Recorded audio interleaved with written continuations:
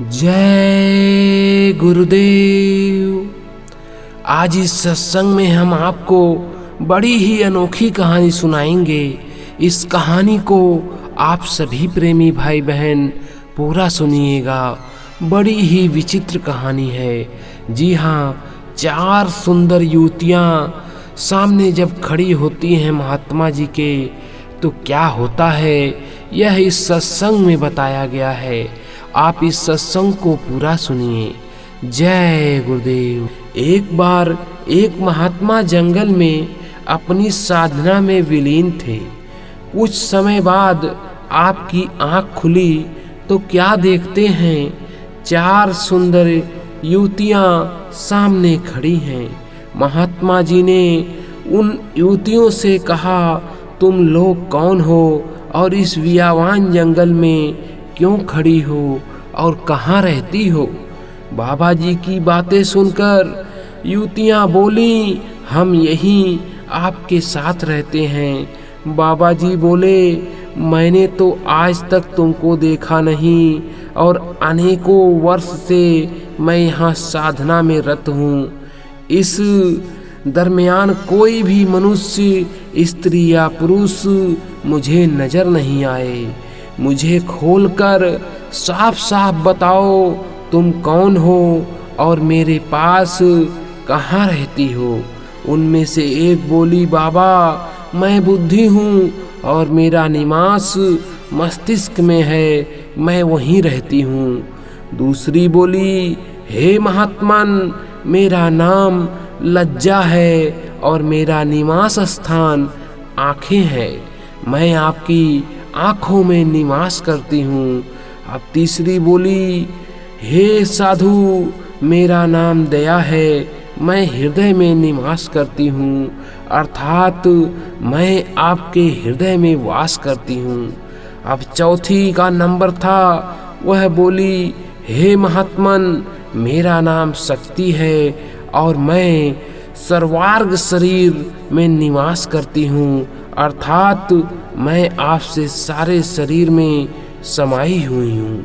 उन चारों युवतियों की बातें सुनकर वह संत महात्मा बोले, हाँ देवियों, आपका निवास मेरे इस शरीर में है, लेकिन मैं यह शरीर नहीं हूँ। और ऐसा कहकर वह फिर साधना में लीन हो गए। कुछ समय बाद जब उनकी आंखें खुली तो क्या देखते हैं कि 4 सुंदर नवयुवक सामने खड़े हैं। महात्मा जी ने उनसे कहा कि हे भद्र पुरुषों, आप कौन हो और इस जंगल में क्या कर रहे हो? तुम कहाँ रहते हो? चारों नवयुवक बोले, हम सब आपके पास रहते हैं। महात्मा ने प्रश्न वाचक दृष्टि से जब उनकी तरफ देखा तो उनमें एक बोला है, महात्मन, मेरा नाम क्रोध है, मैं मस्तिष्क में निवास करता हूँ।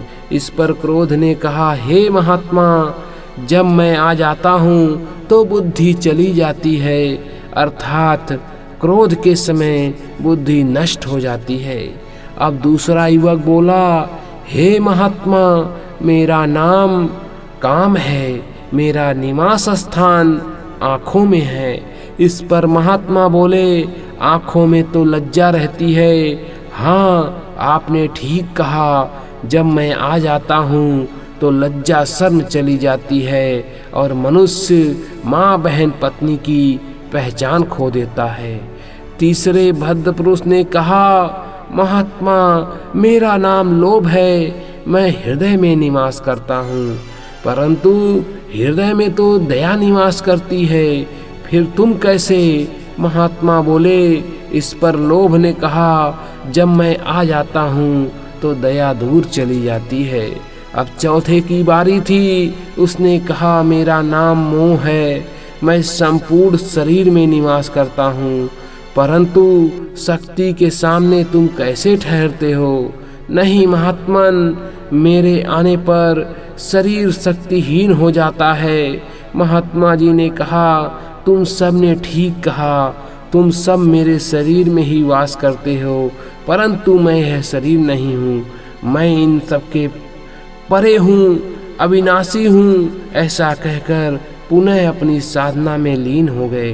स्वामी जी महाराज ने सत्संग में आके कहा, जब साधक अपने गुरु के मार्गदर्शन में साधना करता है तो कुछ समय के बाद उपरोक्त सभी कामनाएं उससे अलग होकर बाहर खड़ी हो जाती हैं और वह निश्चल हो जाता है।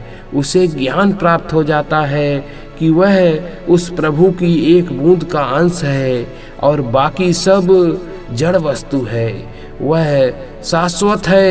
उनके आँख कान खुल जाते हैं और अंदर में अपने गुरु एवं उस प्रभु के दर्शन करता है। तभी तो कहा जाता है, गुरु गोविंदो खड़े काको लागू पाए, बलिहारी गुरु आपने गोविंद दियो लखाए। जय गुरुदेव।